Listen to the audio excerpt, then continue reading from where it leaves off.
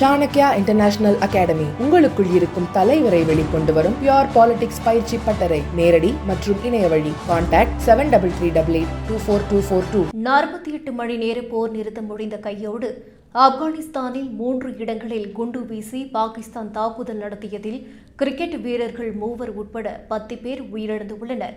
பாக்டிகா மாகாணத்தின் அர்குன் மற்றும் பர்மல் மாவட்டங்களில் நடத்தப்பட்ட இந்த தாக்குதலில் 12 பேர் படுகாயமடைந்தனர்.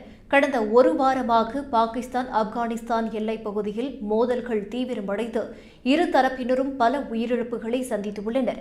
சமீபத்தில் இரு நாடுகளும் 48 மணி நேர போர் நிறுத்த ஒப்பந்தம் செய்திருந்தன. ஆனால் அந்த ஒப்பந்தம் முடிந்தவுடன் பாகிஸ்தான் தாக்குதல் நடத்தியதாக ஆப்கான் அரசு குற்றம் சாட்டியுள்ளது. இதற்கிடையில் கத்தார் இரு நாடுகளும் உடனடியாக அமைதி பேச்சுவார்த்தை நடத்த வேண்டும் என அழைப்பு விடுத்துள்ளது. இதற்கான முன்னேற்பாடுகள் நடைபெற்று வரும் நிலையில் தாக்குதல் நடைபெற்றது குறிப்பிடத்தக்கது. தாக்குதலில் கொல்லப்பட்ட 10 பேரில் ஆப்கானிஸ்தானைச் சேர்ந்த கிரிக்கெட் வீரர்கள் கபீர் சிப்கத்துல்லா மற்றும் ஹாரூன் ஆகியோர் அடங்குகின்றனர். இவர்களின் மரணம் ஆப்கான் விளையாட்டுத் துறையில் அதிர்ச்சியை ஏற்படுத்தியுள்ளது. மேலும் இந்த சம்பவத்தை அடுத்து பாகிஸ்தான் மற்றும் இலங்கையுடனான வரவிருக்கும் T20 தொடரில் இருந்து விலகுவதாக ஆப்கானிஸ்தான் கிரிக்கெட் வாரியம் அறிவித்துள்ளது.